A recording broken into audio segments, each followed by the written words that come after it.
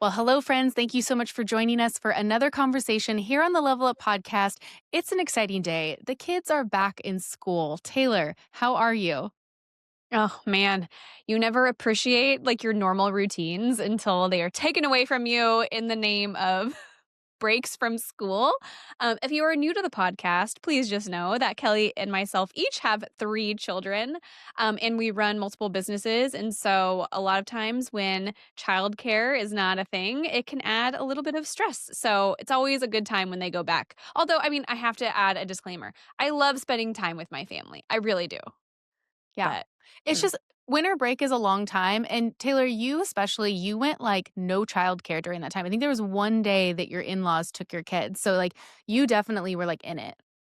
It was a really long, really, really long break, and it started on Thursday, like the Thursday before Christmas, and they didn't go back until the Tuesday after New Year's, so it was actually, like, closer to being 3 weeks, so 'twas a long one, but it's okay, we're getting back into the groove of things. I'm a huge, like, goal setter, like intention setter in the new year, like all that stuff. And actually, right before we hit record it, I had a planner delivered to my porch. And so when we're done, I'm going to go grab my planner and like fill it out for 2026. Yeah, I love a planner. I live by my weekly to-dos, and every Sunday evening I sit down and I time block out my week, and it has been life-changing for me in the last couple of years.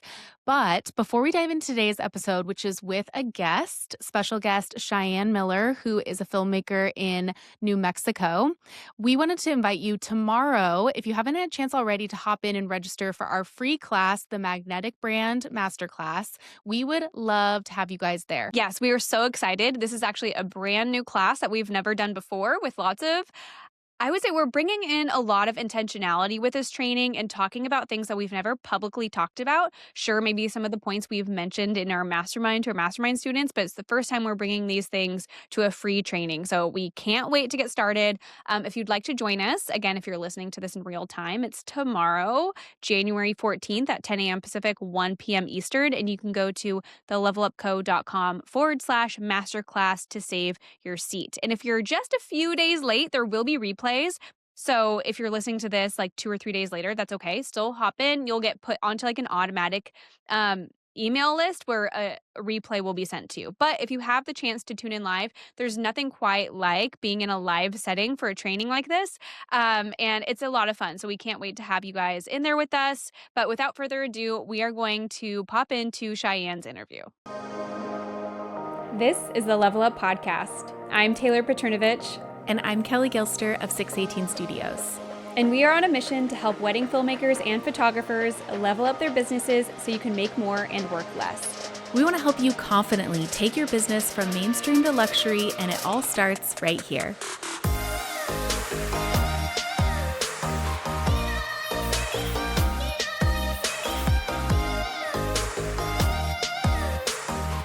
Well, hey, Cheyenne, we are so excited to have you on the podcast. I cannot tell you how excited I am to be here.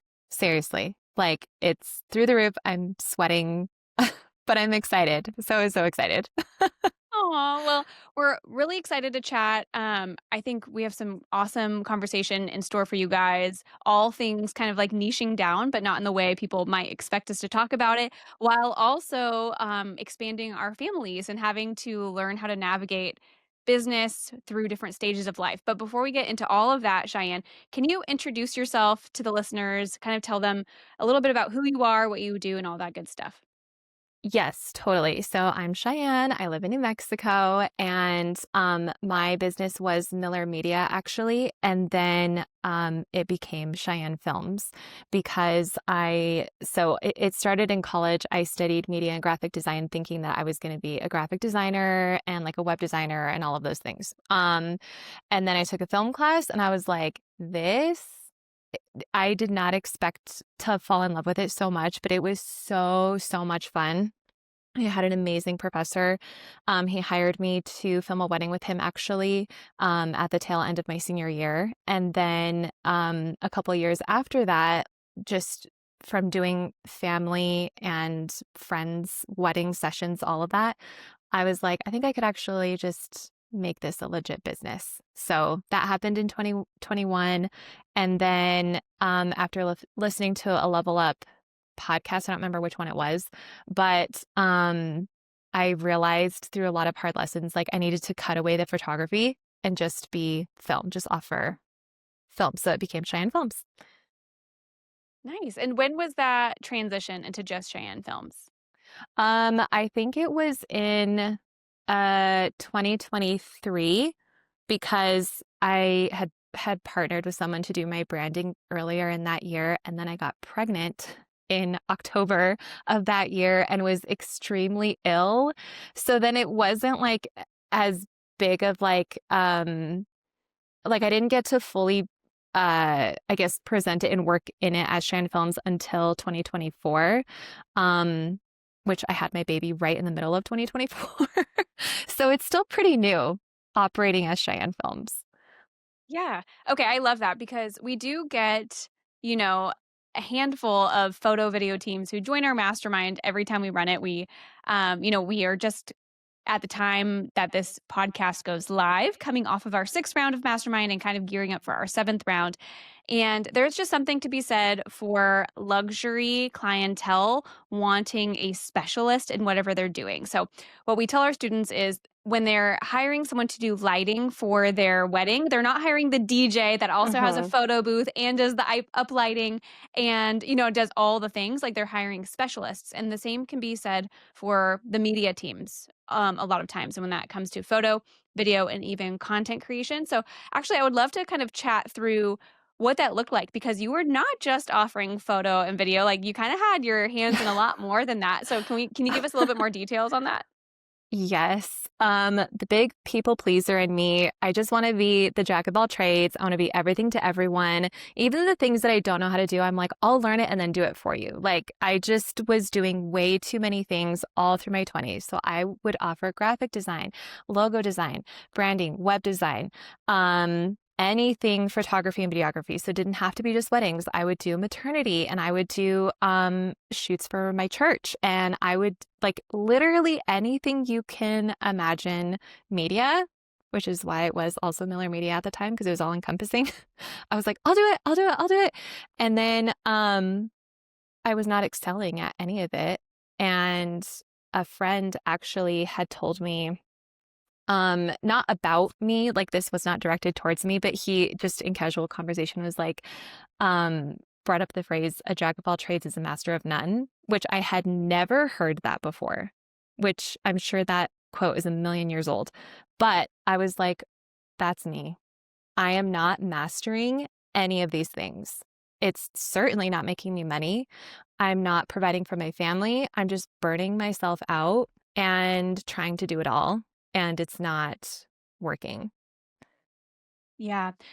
That's actually sometimes those little like phrases that are spoken to us spark like the biggest changes. Like Hmm. it's not really up to other people to like tell you what to do, but all it takes is a little seed to be planted for it to really like grow and take shape. I'd be curious to kind of know what the next steps were after you recognized that and how you landed on specializing in videography because you could have really taken that in multiple different directions. So, yeah. Oh, yeah. I let go of the web design, graphic design, like anything design, I let that go first because yeah, I mean, my stuff wasn't terrible, but especially with like Canva coming out now, which it came out however many years ago, like people don't really need that like a graphic designer as much. There's just so many more options. I was like, I'm never going to be the best or even like keep up with all the people that offer this. So, okay, let's cut that.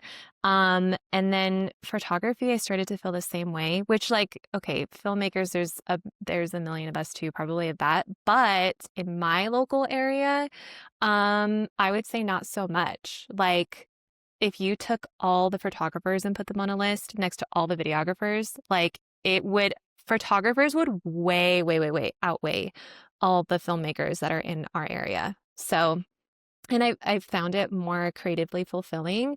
Photography, I hated like editing the pictures. I was like, this is so boring. There's nothing to Like, not to say like other photographers obviously do amazing and they love it, but I was like, this is so boring to me. Like, I loved the storytelling aspect.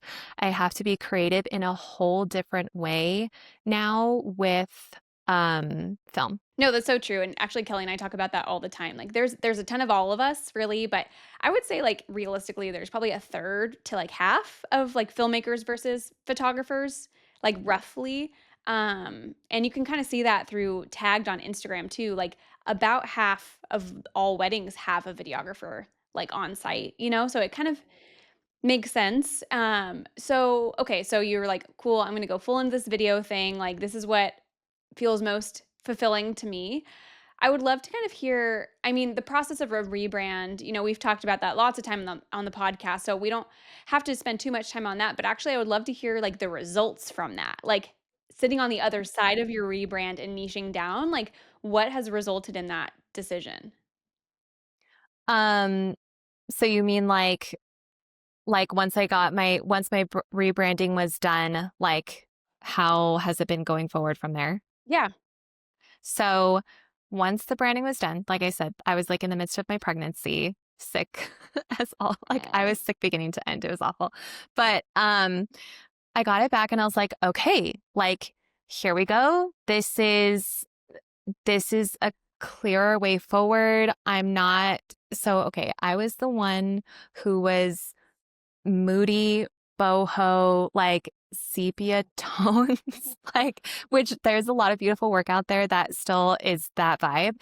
Um, but I was like, okay, no, that's not my client anymore. So not only was it a huge brand shift, but I was shifting my ideal client massively and not really realizing even then like who my ideal client was still going to be. But at the time, yeah, like a vibey, like indie couple who was like cool, like abstract stuff, like that was it. And then with the new brand, I told her, I was like, listen, I need something really like timeless and classy and elevated and like just more upscale something, like trying to put it all into words. It's hard when you're going to do a rebrand. It's so hard to put your vision on paper. But it all worked out. And then through the mastermind, I actually kind of cleaned it up a little bit more. There were different variations with my logo, and I chose an even more simple one, which I think was now even the better choice going forward. Because before it was still too busy, it was still kind of too out there. So chopping it away and making it really simple and clean and elegant, that's what the goal was. And so it got even better after a mastermind, truly. That's so great. I think that with you just you did the niche down with the rebrand and you came out on the other side with like a totally new way to show up to the game. Like and I feel like it's so great to be able to see students who just go all in that way that literally are like I want to be unrecognizable like Mhm. by this time next year and it's absolutely true.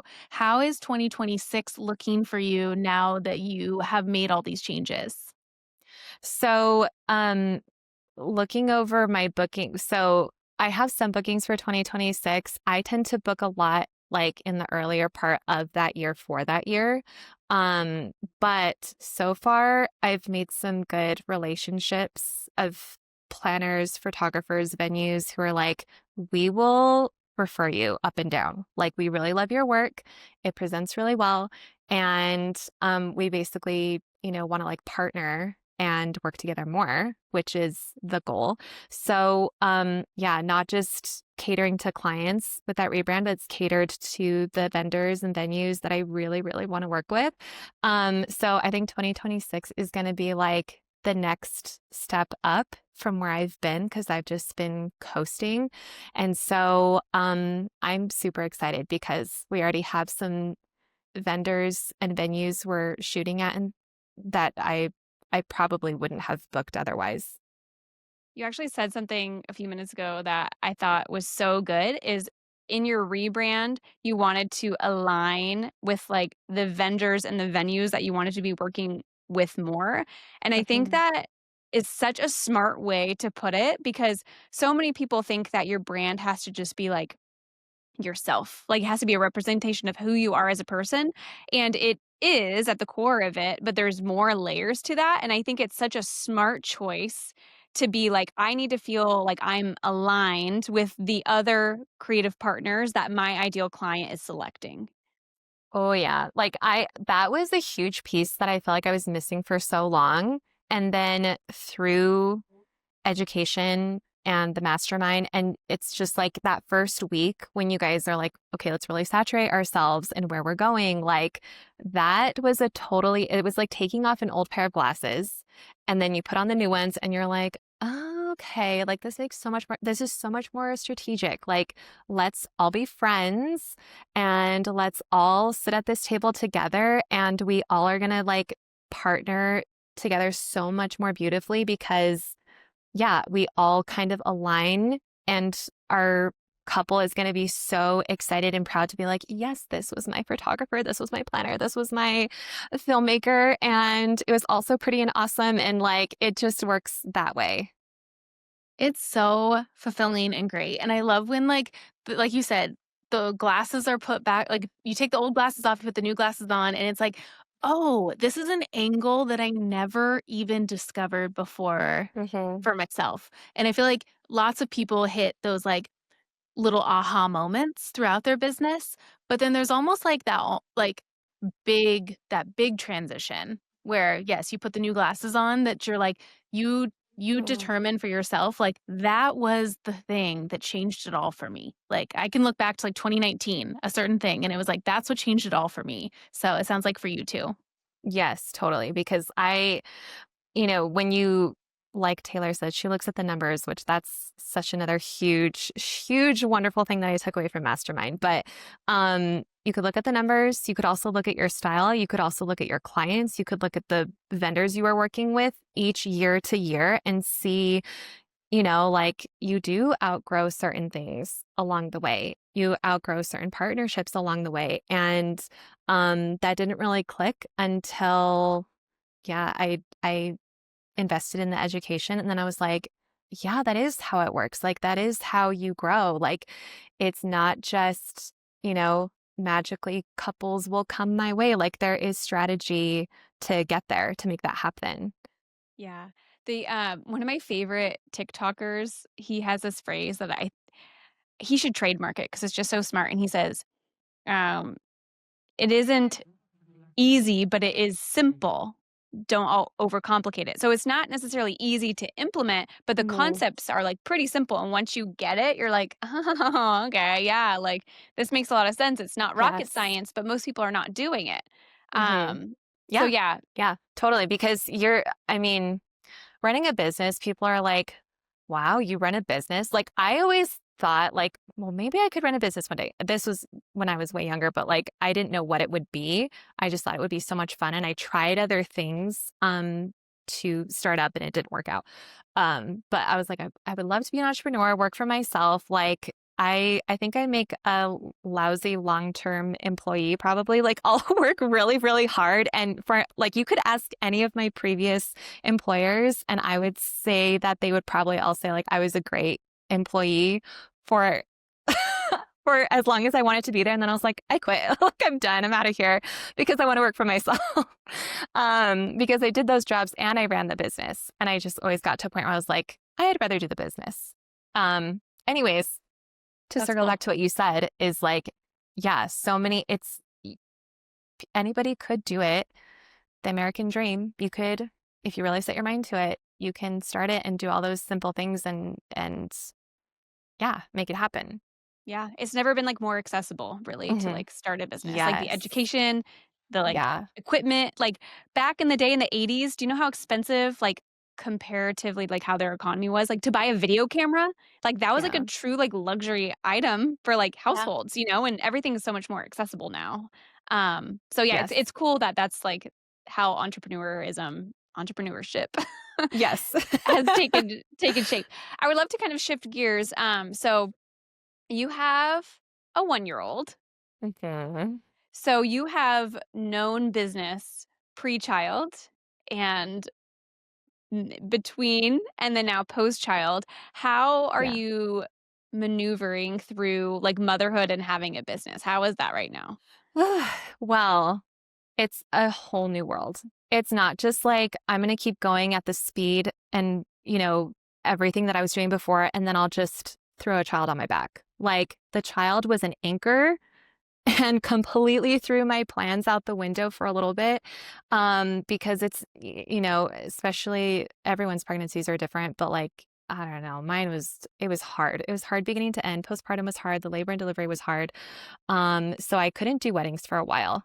I was just basically like at home resting 24/7. And I was constantly emailing planners like, I'm sorry, I'm not available. Like, I'm still recovering. Like, I had so many inquiries that I would have loved to have taken. And I was like, there's no way. I physically cannot do this. But still maintaining the relationships the best that I could. And then when it was time to come back, then it was like almost kind of starting from square one is what it felt like. But at the same time that that was happening is when I had decided I was going to do mastermind. The timeline is kind of crazy, but anyways, it all happened the way it was supposed to in the time that it was supposed to. I left my job that I was working because I was like, I can't run a business and raise a child and do this tax job like I'm losing my marbles. So my husband and I were like, okay, we believe in the business so much. Let's cut the day job and then you could stay home with the baby. And then on the weekends, you go do the weddings. So that was the plan. And I just have to be really strategic with my time now. I don't have childcare right now. I mean, I have, my in-laws watch her on the weekends, but during the day, I have a small window of time that I can dedicate to emails or my laptop is with me while I'm rocking her, nursing her, and I'm answering emails. It's just like any moment I get that can be productive, I will use it to be productive, or I'll read a book, or I'm constantly trying to find those pockets of time that I can be useful, and it can propel and help the business. So yeah, I didn't realize how much time I had pre-baby. Oh my gosh. Yeah, it's It's nuts. so true. Taylor and I talk all the time because, we have so many students and all this stuff. And so we have students who don't have kids, and then we have students who have kids. And Taylor and I are always like, we need to give a tough love message to our like kid free students to be like, guys, do it all. You can like Yeah, you don't know how much time you actually sky's the really limit. have. Like it's wild.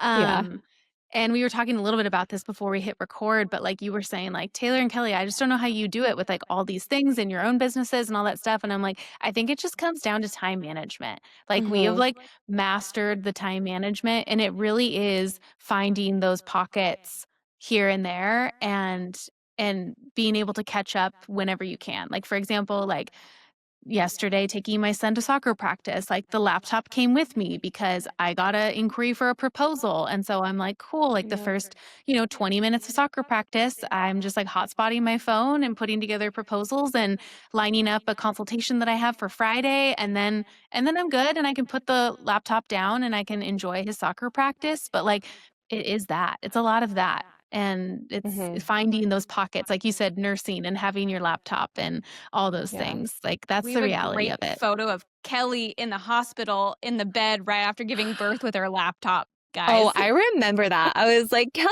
what?" I was like, "Don't do that." But I mean, that's, when it's your own business, I've certainly like responded to emails when my husband was like, "Seriously? Like you're answering an email right now?" And I was like, "Nobody else is going to do it. Like it's just me. Like I don't have an assistant or anything right now. Like and even if I did, I probably would still be the one like, I'll answer it. I'll do it."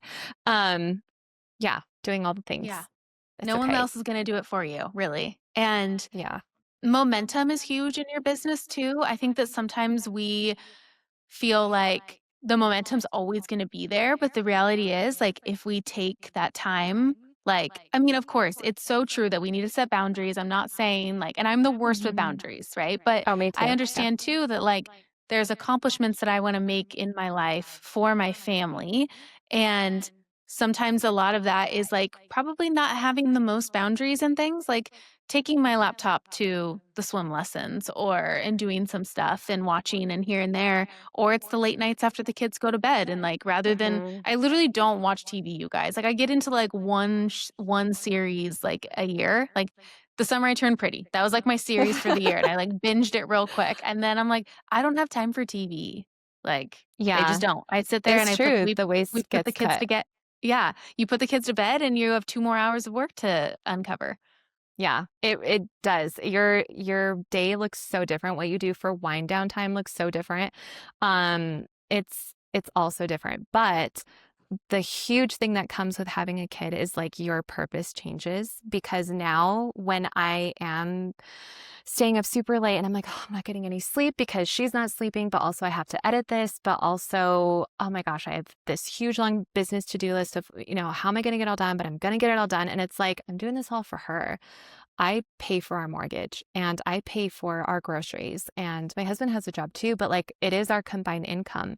And I'm thankful this business allows me to stay home with her and I don't want to have childcare right now because these little years are so important and I want to be there. I want to be who she wakes up to. I want to be her everything right now.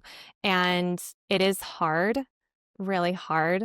Lots of blood, sweat, and tears. But I'm like, it's so worth it because it's all for her. And when I go to a wedding and I'm working hard, I'm like, I'm providing for my child.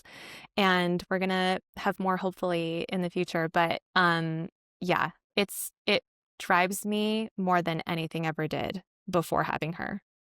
Nothing got me more serious about my business than after I had kids. Like, I Hmm. literally look back to those, like, first 9 years because we had our business for 9 years before we had kids, and I was like, "What was I doing?" Like, there was no strategy in place. There was, like the decisions made were not Yeah. really, like, based off of anything. Like, I was just like a plastic bag floating in the wind. Like, Taylor and I use that analogy, like, from that song, that lyric, and that's Yeah. literally what I was, and then it was like, we had our first son in 2019, and it was like, I'm saying yes to this because of this. I'm saying no to this because of this. Like, Hmm. this is what is actually going to, like, get me closer to being home with them more, getting to Yes. experience, like, the games and, like, not being away every single weekend, and, like, now we only have to shoot, like, 10 weddings a year, like, instead Hmm. of 25. And so 25 Yeah. weddings a year right now would not be sustainable with, like, our family goals. So, Right. Same. yeah. Yeah. And that is like, you know, talk about having, niching down and figuring out, okay, what is going to be the best way forward? What is going to be the like having to film, like you said, just I can say no to so many things because I'm like, I also have a family and I can cut what it really is not going to be, my client or the thing that is going to really be worth it to book my time. Yeah, your time is just, it has different value now. So then you're going to treat it as such. Yeah. It's the only resource, like, you can't get more of. Once it's Hmm. gone, it's gone. You can always make more money and all that stuff, so Yep. and it's great. Actually, you guys, I am chronically online. It's a little embarrassing, but I saw another TikTok that I had to delete my TikTok because I was on it too much. I'll probably re-download it again sooner rather than later, but I was like, oh my gosh, it was embarrassing how much I was on it. probably 90% of, like, my screen time is TikTok, and it's just like, I'm walking down the stairs and I open Yeah. TikTok. Like, Yeah, it's it's so really addictive. embarrassing. It's so easy. Yeah. But I saw this TikTok where they said, on average, the highest earners globally are parents with 3 children. Like, I don't know why Oh, 3. I think it's just because, like, you have to. interesting. Like, it's more You don't have a expensive. choice. You Yeah. don't have a choice, and so, like, You you have do to what make it money. takes, and so when you Yeah. have that driver, when you have, like, that motivation, it just, like, pushes you past the Mhm. limits that you kind of had set for yourself. I think people assume your limit is right here, but, like, really you're capable of so much more, and it's not until you feel like you need to push past that that you actually try, you know? Yeah. And kids will challenge you that way because diapers are not cheap. You know? Yeah, and it's like, kids are only it's like, okay, yeah, they cost money, but also they cost a lot of resources from you physically that you're like, just when I think I couldn't be more tired, I can be more tired. And yet I got no sleep for the last week and I still have to go film, an 8 to 10 hour wedding day.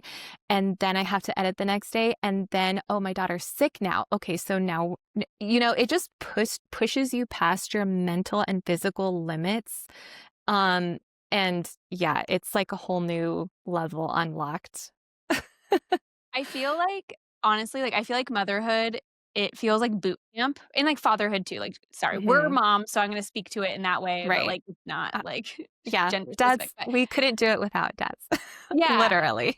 totally, but, like, I feel like my patience has been trained, like, everything, it's, like, honing, it, like, hones you as a person, which I think Yes. is cool.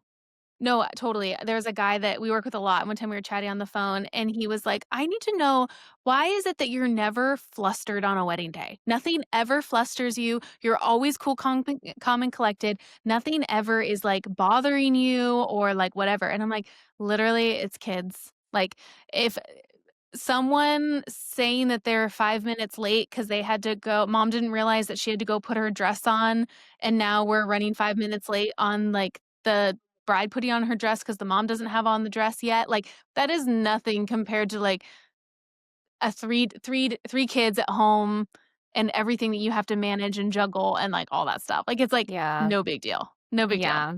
Yeah, we often joke like wedding weekends are my time off. Because and again, I only have one kid, which, not to scare anyone who's like thinking about having kids or trying to have kids, because it's so wonderful and I would never trade it for the whole world.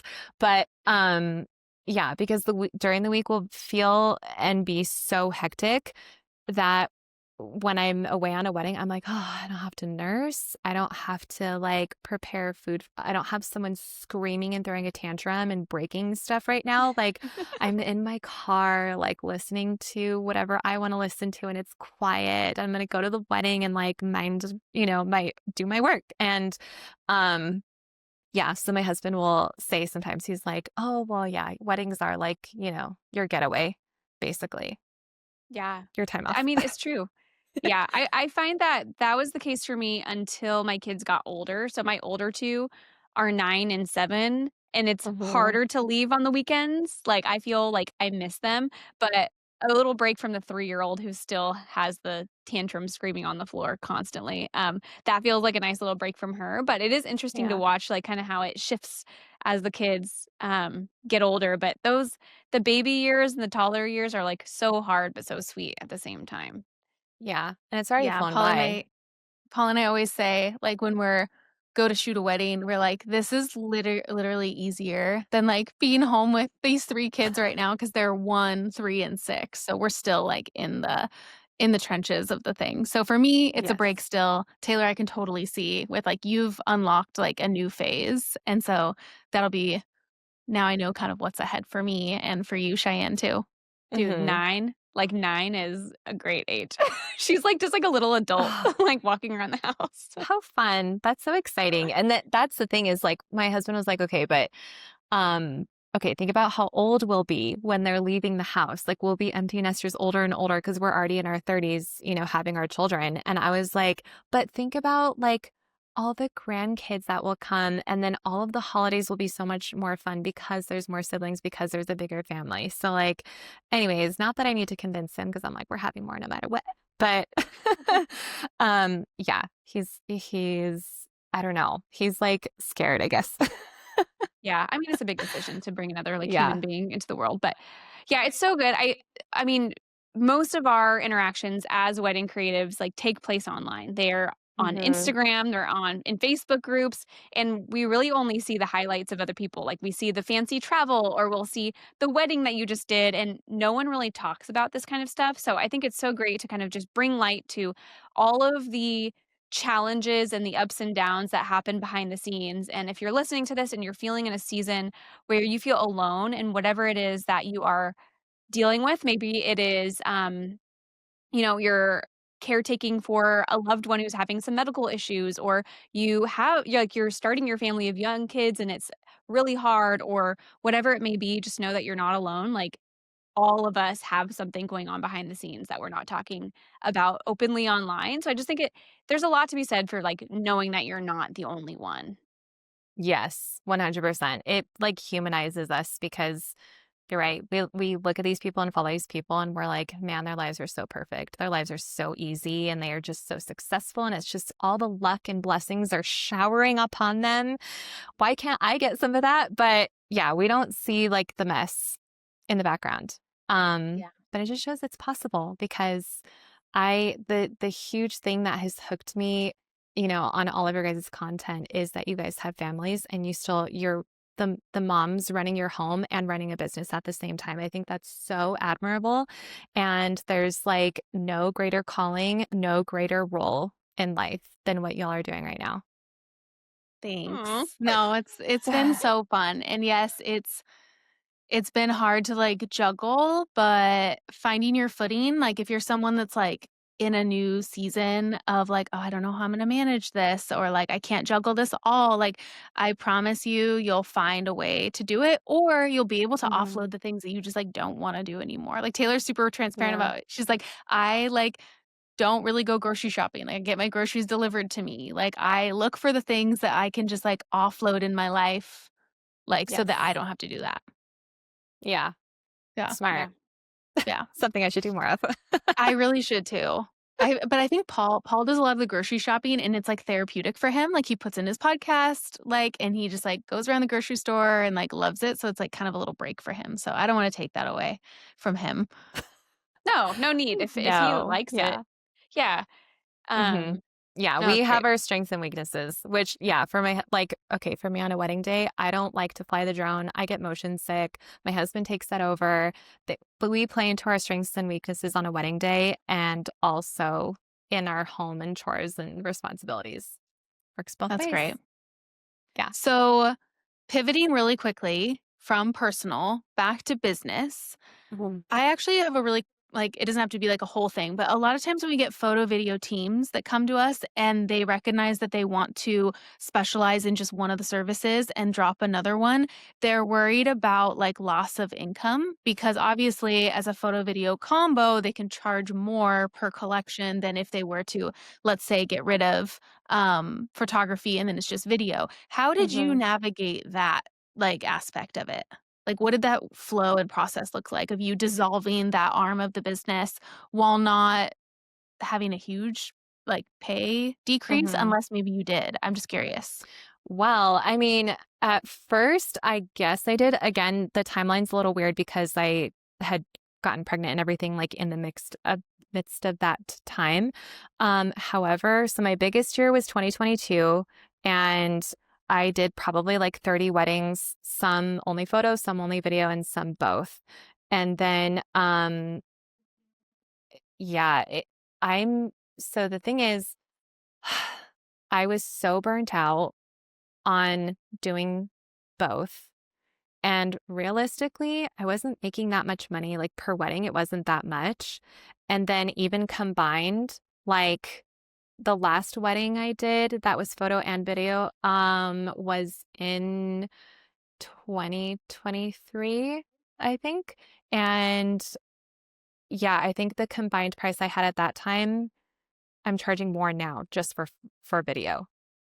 And that didn't happen overnight, obviously. But after some restructuring and things, like, okay, if you separated what you're charging for photo and then for video, like, is each one actually making that much more money? Or if you just did one, that would make you so much more because you're specializing in it. You're not a buffet anymore. You are like fine dining restaurant. Yeah, so true, and I think that it's just a mental hurdle that people need to get over. Mm-hmm. It's like a scarcity mindset for a lot of people to, like, let go of something that is working in exchange Yeah. for something bigger but unknown. So we commend Yeah. you for, like, making that huge shift. It's something that we do generally recommend people do once they hop into our mastermind. And so we're so thankful that you just, like, took that philosophy and ran with it, and that is now paying off for you in a literal sense. Yes. So we're proud of you. So we would love for you to share your Instagram handle and your website for anyone who's listening who wants to check out your work or connect with you. And just thank you so much for being on the podcast.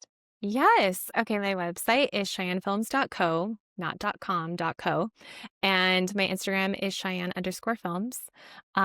So yeah, I would love to connect with more people. And it is such an honor to be here. You guys have no idea. This is like a bucket list, like huge check off my bucket list.